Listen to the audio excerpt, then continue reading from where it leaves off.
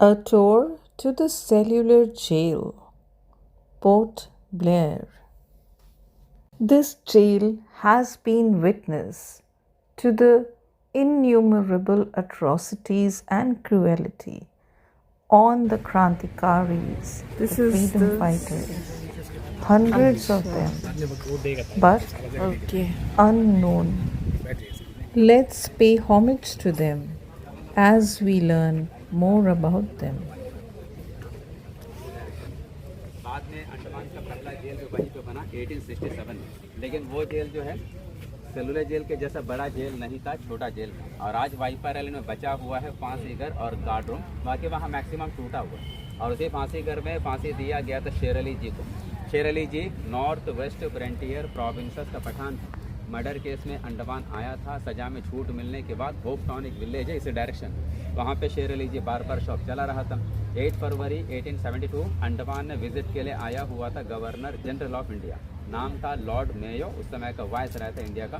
तो शेर अली जी ने होप टाउन को चाकू से मार दिया, लॉर्ड मेयो का डेथ हो गया। फिर शेर अली जी को वाइपर आइलैंड के फांसी घर में फांसी पे चढ़ा दी। यदि आज आप लोग जाते वाइपर आइलैंड घूमने तो वो फांसी घर देखने को मिलता। दो कमरा, दोनों ओरिजिनल कमरा फ्रीडम फाइटर्स के लिए किचन था, उनका खाना यहीं पे बनता था। अब ये ऑफिस है, इसके अंदर पहले का कुछ नहीं। और किचन के बाजू में है फांसी घर। फांसी घर अंग्रेजों के समय में खुला था, खुले में फांसी देते थे। अभी उन लोगों ने इसको पूरा कवर कर दिया। ऊपर एक लकड़े का बीम है, ओरिजिनल है, नीचे का प्लेटफॉर्म ओरिजिनल है, रस्सी जो है बदल दिया। 3 लोगों को इकट्ठा फांसी दे सके ऐसा व्यवस्था भी था। ऊपर लेफ्ट साइड में एक लोहे का लीवर है, वो लीवर खींचेगा, प्लेटफॉर्म नीचे को खुलेगा। नीचे 8 फीट गहरा कमरा है। कैदी झूल जाता था, डेथ हो जाता था, बॉडी नीचे से कलेक्ट करके बाहर लाते थे। पीछे ओरिजिनल हो जाएगी इतना।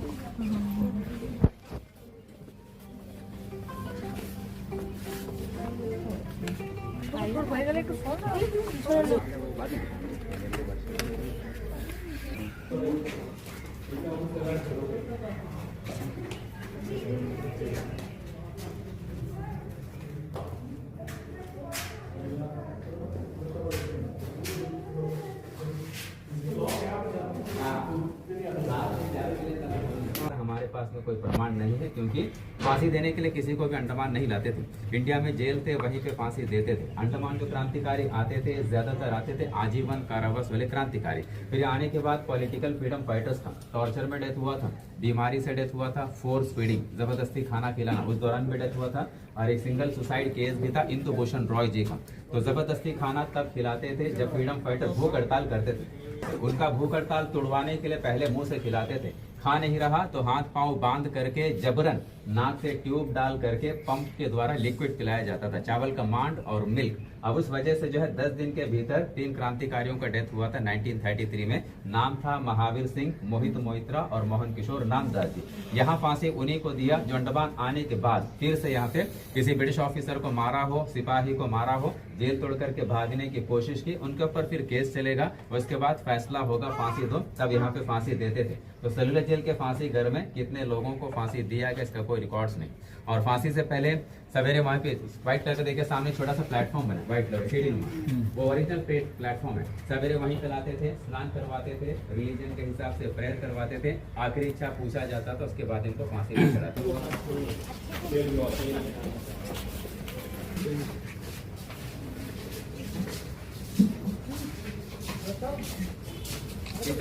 के लिए। इस बिल्डिंग में जो क्रांतिकारी रहते थे उनमें से कुछ क्रांतिकारी वर्कशेड में काम करते थे, कुछ क्रांतिकारी सेल के अंदर, और कुछ फ्रीडम फाइटर जेल के बाहर भी काम करते थे। बाहर का काम था जंगल साफ करना, सड़कें बनाना, ईंट बनाना, पत्थर तोड़ना, मकान बनाना, मेन काम यही पे होता था। निकालो या मस्टर्ड ऑयल निकालने का काम। फिर बाहर का जो काम था उसका कोटा फिक्स नहीं था, अंधेरा होने से पहले जेल में वापस भी आना है। लेकिन जेल में जो काम दिया जाता था इसका कोटा फिक्स था, कंप्लीट ना करे तो उनको सजा भी मिलता था। बड़ा वर्क शेड, अब इसे मॉडिफाई करके आधे में फोटो गैलरी बना दिया। नीचे का फर्श, ऊपर का छत, लकड़े का जाला चेंज हो गया, जगह है ओरिजिनल। ये ओरिजिनल कोलू है, वहीं पर है। ऐसे बहुत सारे थे, एक बचा है। नारियल का सूखा हुआ कोबरा उसके अंदर भरेगा, साइड में तो वजन लगा देगा, वजन लगेगा, चेन टाइट हो जाएगा, प्रेशर बीच में चला जाएगा। फिर जब पकड़ करके घुमाएगा, बीच वाला ठीक से घूमता रहेगा, नारियल पिसता रहेगा। अंदर एक पाइप होता था, गड्ढे में रखेंगे बर्तन, तेल उसमें इकट्ठा होता रहेगा। एक फ्रीडम फाइटर को एक दिन में 30 पाउंड नारियल तेल निकालना पड़ता था, लगभग 15 किलोग्राम के करीब। सरसों का तेल निकालने देंगे तो 10 पाउंड यानी कि 5 किलोग्राम के करीब, जो दिन भर में बैल भी नहीं निकाल पाते थे। जब बैल नहीं निकाल पाते थे दिन भर में इतना तेल इंसान कहाँ से निकाल पाएगा। कुछ फ्रीडम फाइटर कोल्हो चलाते चलाते थक जाते थे और कुछ चलाने से इनकार भी करते थे। तब अंग्रेज उनका हाथ पकड़ करके जबरन इस पाइप के साथ रस्ते से बांधते थे। जब वो नहीं चला पाते थे पीछे से चाबुक से मारते थे। काफी फ्रीडम फाइटर ये काम करने के बाद बीमार पड़ जाते थे, कुछ का मानसिक संतुलन बिगड़ जाता था और कुछ का डेथ भी हो जाता था। यहाँ पे आर्टिफिशियल किस तरीके से कोल्हू चलाते थे उसे दिखाया गया। और यहाँ फ्रीडम फाइटर बैठ करके नारियल का छिलका निकाल रहे। छिलका निकालने के बाद छिलके को कूटेंगे। छिलका नरम होने के बाद बाहरी छिलके को हटा देंगे। फिर अंदर का जो रेशा है उसे पानी में भिगोते थे। फिर जब नमी हो जाता था फिर बाहर निकालते थे। कूट कर धूप में सुखा कर इस मशीन में रोल करेंगे तो बनेगा रस्सी। अब रस्सी बनाने का काम किसी भी क्रांतिकारी को देता था तो शाम तक उनको 4 पाउंड रस्से तैयार करना है और शाम में अंग्रेज बैठेंगे तौलने के लिए। जिनका 4 पाउंड हो गया सजा नहीं तो सजा के लिए तैयार रहो, सजा आगे है। और ये मशीन ओरिजिनल मशीन है, रस्सी रोल करते आगे। ये लोहे का जो फ्रेम है ओरिजिनल है, इसे बोलते हैं प्लॉगिंग फ्रेम, हिंदी में बोलेंगे टिकटिकी। फ्रीडम फाइटर को उसके ऊपर चढ़ाने के बाद पाँव को ब्लॉक करते थे, कमर में बेल्ट बांधते थे, हाथ में लगाते थे हथकड़ी। मारते वक्त क्रांतिकारी इधर उधर हिल भी न पाए। फिर एक पतला सा टॉवल गीला करके पहनाते थे बैक साइड में और वही मारते थे चाबुक से। वहां मारे तो चमड़ी उधड़ जाता था और खून के फव्वारे निकल जाते थे। फिर वो फ्रीडम फाइटर न बैठ सके न सो सके। मारते वक्त और क्रांतिकारियों को दिखाते थे कि किस तरह का पनिशमेंट उन्हें दे रहा है ताकि बाकी के दिल में डर बैठे। और जो मारने वाला था ये भी इंडियन था। सेलुलर जेल में पॉलिटिकल फ्रीडम फाइटर्स भी आते थे, नॉर्मल क्रिमिनल्स भी आते थे, चोर डाकू लुटेरे। तो उनमें से जो हट्टा मुस्टंटा होता था, जो दिमाग से कम और अत्याचारी ज्यादा, उनको अंग्रेज काम पे रखते थे। किसी को बनाते थे पेटी ऑफिसर, किसी को वार्डर बनाते थे, किसी को जमादार। इनका ये फायदा, खाना बढ़िया मिलेगा, मार खाने का जरूरत नहीं और हार्ड वर्क करने का भी जरूरत नहीं। और जो क्रांतिकारी पहला बार अपना काम पूरा नहीं कर पाते थे उनको एक हफ्ते के लिए कोठरी के बाहर दीवार में एक लोहे का रिंग लगा होगा, उसमें हथकड़ी में रखेंगे ऐसे, उसे खड़ी हथकड़ी बोलते हैं। एक दिन में 8 घंटा हथकड़ी में रखने के बाद अगला पनिशमेंट है 2 दिन के लिए बोरे का बना हुआ ड्रेस पहनाते थे। वो पहने तो क्या होगा, गर्मी ज्यादा लगेगा, शरीर खुजलाता रहे। क्रांतिकारियों को यूनिफॉर्म भी मिलता था, kurta, half pant, white cap. गले में होगा लोहे का रिंग, लोहे का प्लेट, आइडेंटिटी। लिखा होता था कितने साल से कितने साल का सजा दिया है, जेल का नंबर और कोर्ट से एक्ट कौन सा लगा। 3 तरह के पनिशमेंट फिटर्स भी होता था। पहला है चेन फिटर। चेन फिटर जिनको भी पहनाते थे सजा के लिए 1 साल, उसमें ज्यादा दिक्कत नहीं। कमर में चेन है, पाँव में चेन है, लेकिन हाथ फ्री है, चल फिर सकता है, लेकिन चलते वक्त वजन भी रहेगा पाँव में। दूसरा है बार फिटर 6 मंथ, चलते वक्त बार पकड़ करके चलो, काम करते वक्त छोड़ दो। तीसरा है क्रॉस बार फिटर, हिंदी में बोलेंगे डंडा बेड़ी, 10 दिन के लिए। दिक्कत उसी में ज्यादा है, पाँव के सेंटर में रॉड रहेगा तो पाँव डिस्टेंस में ही रहेगा। जब बॉडी से चल नहीं पाते थे, बैठ नहीं पाते थे, तो हर क्रांतिकारी के पाँव में घाव हो जाता था क्योंकि चलते वक्त रॉड उनके पाँव से खींचता जाता था। ये सारे मॉडल, बोरे का बना हुआ ड्रेस, यूनिफॉर्म, चेन फिटर, बार फिटर, आगे मॉडल के रूप में देखेगा। उसके बाद हम लोग बाहर को चलेंगे।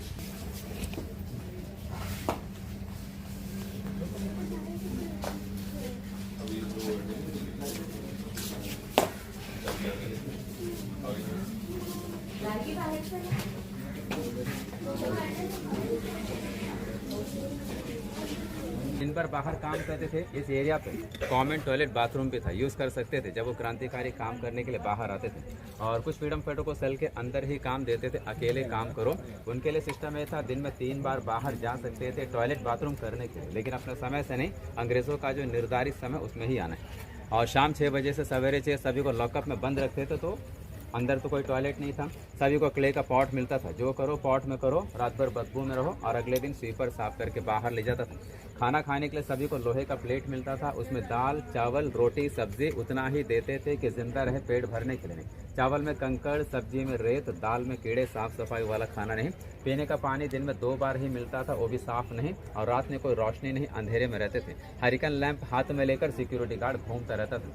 सोने के लिए सभी को लकड़ी का बेड मिलता था। बेड का विड्थ इतना रहेगा, हाइट इतना होगा, लंबाई करीब 6.5 फीट। एक बेड और एक कंबल सभी को मिलता था। इस जेल को अंग्रेज़ों ने बनाना शुरू किया था 1893 और कंप्लीट किया था 1906। 13 साल लगे थे इसे बनाने में। अंग्रेज़ों का प्लान था जेल बनाने का 3 साल, उनका एस्टिमेट था 5,17,352 रुपीज़, लेकिन उस एस्टिमेट पे जेल नहीं बना। इसलिए नहीं बना, ये बड़ा पहाड़ था, इसे काट करके मैदान बनाने में 3 साल लगे और कंस्ट्रक्शन करने के लिए 10 साल लगे थे, तो कॉस्ट भी बढ़ गया। 7,83,994 रुपीज़ टोटल में खर्च हुए और 3 करोड़ ईंटें इस्तेमाल किया गया।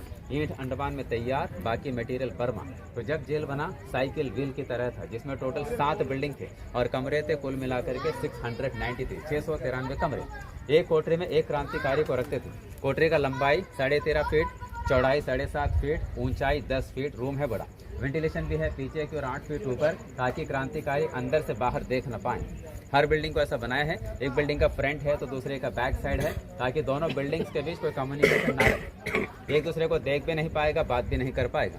काम करने के लिए 7 में से 4 खंड के आगे कारखाना, वहाँ पे क्रांतिकारी नारियल तेल निकालते थे, हमने देखा। और बीच में है सेंट्रल टावर। सेंट्रल टावर के टॉप पे होगा सिंगल गार्ड, ऊपर से निगरानी करेगा बाउंड्री वॉल। उनके अलावा 21 गार्ड दिन रात पहरा देगा। हर फ्लोर पे रहेगा एक गार्ड। तो पहला कमरा गार्ड का है, उनका दरवाज़ा है बड़ा। फ्रीडम फाइटर का दरवाज़ा जो है छोटा है, और दरवाजे का जो लॉक है दरवाजे के लेफ्ट साइड में काफ़ी दूर हम दिखाया था, हाथ में चाबी मिलेगा, ताला खोल नहीं पाएगा। दरवाजे के राइट साइड में जो छोटा और खाना देने के लिए। अब हमारे पास साथ में केवल 3 बिल्डिंग बच गया, 1 नंबर, 7 नंबर, पीछे एक और है 6, बाकी 4 हिस्सा पूरी तरीके से टूट गया। 1941 अंडमान में भूकंप आया था। उस भूकंप में मेन टूटा था वाच टावर का ऊपरी हिस्सा। उसके बाद जेल का मरम्मत नहीं हुआ। फिर 1942 से 45 सेकेंड वर्ल्ड वार में अंडमान में जापानियों का कब्जा रहा 3.5 साल। तो द्वीपों की सुरक्षा के लिए जापानियों ने काफ़ी बंकर्स बनाए थे, और उस बंकर्स को बनाने के लिए जेल का जो टूटा हुआ बिल्डिंग है उसमें से काफ़ी ईंट निकाल लिया।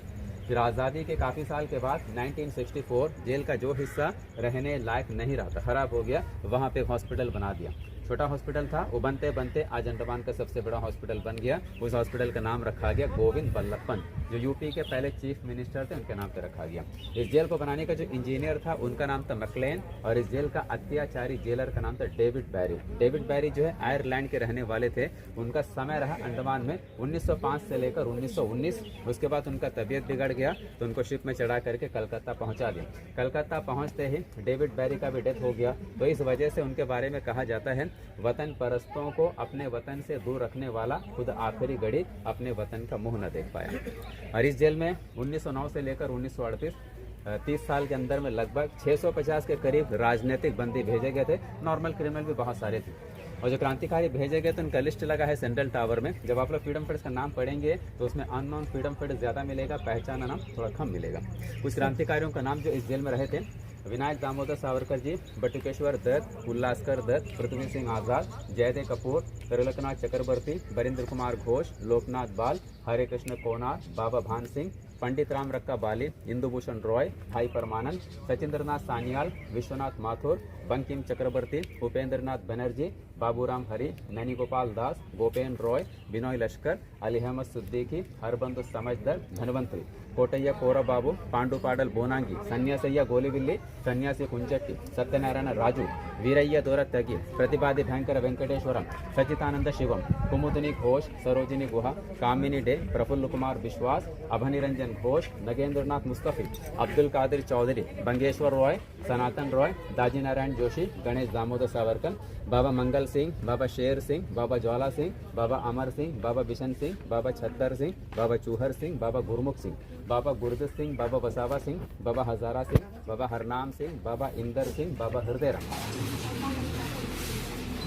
कुछ बिल्डिंग छोटा भी है और कुछ बिल्डिंग बड़ा भी है। अंग्रेजों का प्लान ऐसा था, जेल का ज्यादा हिस्सा समुद्र से लगा होना चाहिए। जो समुद्र से लगा था, स्लाइडिंग एरिया, जमीन कम, लंबाई कम, और जहाँ पे जमीन ज्यादा वहाँ पे लंबाई ज्यादा हो गया। इससे छोटा बिल्डिंग है, बड़ा बिल्डिंग भी है।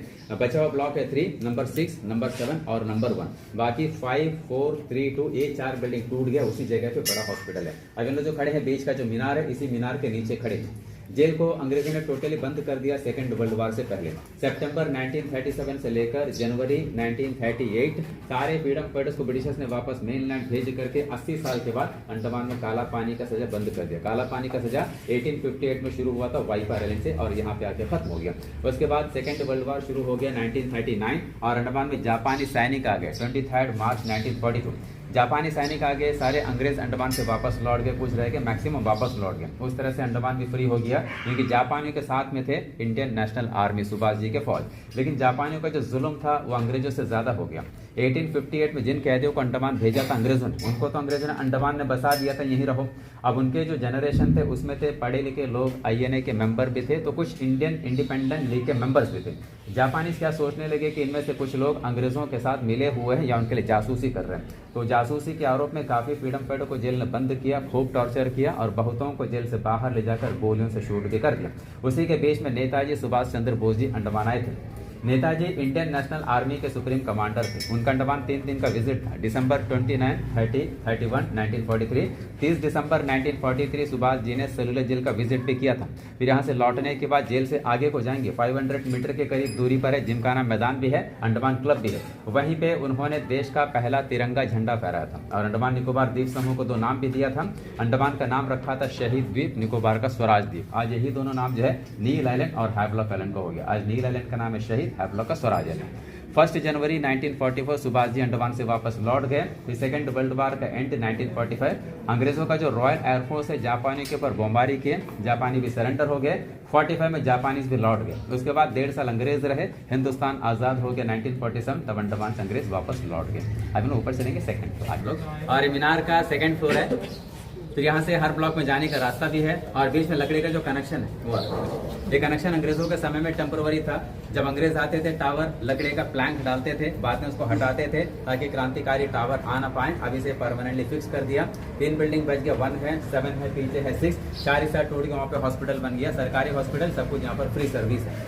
क्रांतिकारियों का लिस्ट है state wise, year wise. Bombay से कितने, पंजाब, बंगाल, आसाम, यूपी, बिहार, मद्रास, आंध्र, दिल्ली।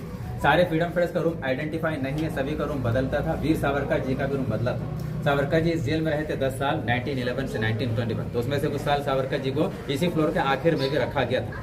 तो सावरकर जी को श्याम जी कृष्ण वर्मा द्वारा लंदन में हायर स्टडीज के लिए भेजा था, बैरिस्टर का पढ़ाई की। उस समय उनका वहाँ पे मुलाकात हुआ था मदन लाल ढींगरा जी से, जिन्होंने 1 जुलाई 1909 करजन वैली का हत्या किया था।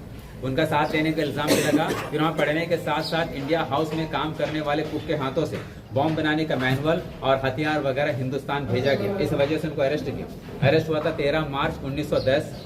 शिप का नाम था मोरिया शिप। मोरिया शिप 8 जुलाई 1910 जब मार्सेलस बंदरगाह के निकट से गुजर रहे थे, उस दौरान सावरकर जी ने जहाज का, टॉयलेट का, साइड का ग्लास तोड़ करके जंप किया बाहर और तैर करके चले गए मार्सेलस बंदरगाह, फ्रांस। वहाँ फ्रांसीसी गार्ड्स ने पकड़ लिया, अंग्रेजों को हैंडओवर कर दिया। अंग्रेज सावरकर जी को हिंदुस्तान लेकर के गए, केस चला, उसके बाद उनको फैसला हो कि अंडमान भेजा जाए। सावरकर जी को अंडमान लाए थे 30 जून 1911।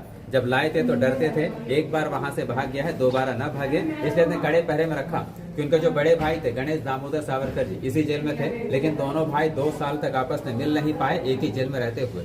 फिर 1921 वीर सावरकर जी को जेल से ट्रांसफर करवा दिया रत्नागिरी, महाराष्ट्र। कुछ साल वहां पे नजरबंद रखने के बाद उनको रिहा कर दिया। उनका डेथ 26 फरवरी 1966 में हुआ था, तब उनका उम्र था 83। आज अंडमान का एयरपोर्ट उन्हीं के नाम पे Veer Savarkar international airport. Cellular jail का इकलौता क्रांतिकारी जिन्होंने जेल के अंदर में सुसाइड किया था, नाम था इंदु भूषण रॉय जी। इंदु भूषण रॉय जी ने 1912 में जेल के अंदर में सुसाइड किया था। अलीपुर षड्यंत्र केस 1909, उस केस के अंतर्गत उनको अंडमान भेजा गया था। पढ़े लिखे क्रांतिकारी थे, हार्ड वर्क का कोई अनुभव नहीं था। ईंट के भट्टे में काम करवाने के लिए बाहर ले जाते थे, उनसे काम हो नहीं पाता था। जेल का काम इतना हार्ड कि बैल न कर पाए तो हमेशा उनको सजा भी मिलता था। जेल अधिकारी उनका इंसल्ट भी करते थे, तो परेशान हो गया। क्या किया, अपना जो कपड़ा उसको फाड़ दिया, रस्से जैसा बना दिया, वेंटिलेशन 8 फीट ऊपर है, उसी में झूल करके सुसाइड कर लिया। ऐसे वो क्रांतिकारी जेल में शहीद हो गए। दूसरा क्रांतिकारी नाम था पंडित राम रक्का बाली जी। ब्राह्मण थे, ब्राह्मण लोग पहनते ना धागा जैसा जनेऊ। अंग्रेजों ने कहा कि जेल में से पहनने को नहीं दिया जाएगा, उसके खिलाफ उन्होंने भूख हड़ताल की। उस भूख हड़ताल में वो भी शहीद हो गए। तीसरा फ्रीडम फाइटर बाबा भान सिंह जी, लाहौर षड्यंत्र केस 1915, उस केस के अंतर्गत उनको अंडमान भेजा गया था। गदर पार्टी वाले थे। तो जिस दिन जेलर का राउंड चल रहा था, उस दौरान जेलर के साथ उनका बातचीत हुआ। बातचीत जो बिगड़ गया तो जेलर ने बाबा भान सिंह जी को गाली देना शुरू किया, जोर जोर से। सारे फ्रीडम फाइटर सुन रहे थे, बाबा भान सिंह जी को गाली मिल रहा है, तो बदले में बाबा भान सिंह जी ने भी जेलर को गाली देना शुरू किया, उनसे भी ज्यादा जोर से। वो भी सारे क्रांतिकारी सुन रहे थे। जेलर भी देख रहा है कि सारे फ्रीडम फाइटर सुन रहे हैं, उसे गाली मिलता हुआ, तो नाराज हो गया। सोचा कि मैं इनको ऐसे छोड़ करके चला गया तो बाकी फ्रीडम फाइटर मुझसे डरेंगे नहीं, उनका इज्जत का सवाल था। तब उन्होंने क्या किया, तो वार्डर को छोड़ दिया, उनके कमरे में पीटने के लिए, और उनको वार्डर ने बाबा बान सिंह जी को इतनी बुरी तरीके से पीटा कि 2 दिन हॉस्पिटल में रहने के बाद बाबा बान सिंह जी भी शहीद हो गए। ऐसे सल्लू जेल में जो 6 क्रांतिकारी शहीद हुए थे, 3 का जिक्र मैंने पहले किया था। फोर्स फीडिंग में डेथ हुआ था महावीर सिंह, मोहित मोहित्रा और मोहन किशोर नामदास जी। बाकी 3 क्रांतिकारी ये भी थे। इन सभी का जो स्टैचू है सामने वीर सावरकर जी का पार्क है, वहाँ पे नजर आएगा। टॉप पे चलेंगे, वहाँ पे मेरा एक्सप्लेन खत्म हो जाएगा। पहले का जो लाइट एंड साउंड शो था उसमें दिखाने के लिए बनाया था। पहले का जो लाइट एंड साउंड शो था पर्दे पे दिखने वाला शो नहीं था, लाइट जलता था, स्टोरी चलता था। उस समय आत्मा एक कैरेक्टर था स्टोरी सुनाने के लिए, आत्मा स्टोरी सुनाता था तो लाल कलर का लाइट इसमें फोकस होता था, आप वहाँ बैठेंगे शो देखने के लिए, चमकता हुआ दिखता था। अभी अंग्रेजों का राजधानी था अंडमान था, पेरिस ऑफ ईस्ट कहा जाता था, इतना डेवलपमेंट था, अब सब कुछ खराब हो गया। आज बहुत दूर में तो आइलैंड है, अभी नजर नहीं आ रहा धुंध की वजह से, मौसम साफ होगा दिखेगा। शहीद आइलैंड, स्वराज आइलैंड, पुराना नाम नील हैवलॉक। और सबसे लास्ट है नॉर्थ पे, जहाँ पर एक लाइट हाउस दिख रहा है, वहाँ लोग जाते हैं पानी के नीचे एक्टिविटीज के लिए, snorkelling, scuba diving, sea walking सब है। और 20 रुपए का जो पुराना नोट है लाल कलर का, उसके पीछे जो फोटो है वो यही फोटो है नॉर्थ पे। सामने एक माउंटेन है, उसका पुराना नाम माउंट हैरियट, नया नाम है माउंट मणिपुर। अंडमान का सेकंड हाईएस्ट पीक है, इसका हाइट है 365 मीटर सी लेवल से। पहला है saddle peak north Andaman Diglipur, उसका हाइट है 732 metre. This is Veer Savarkar's cell. It is the only cell in the entire jail that has a double gate. As Savarkar was considered to be a very controversial Krantikari who was famous for running away. Just a wooden plank and a blanket and one small bowl, that's all that they had. Veer Damodar Savarkar, we are proud of you. This is the park where all the 7 martyrs' idols are installed. Let's remember their contributions and sacrifices before we say anything bad about our country. Thank you. Jai Hind.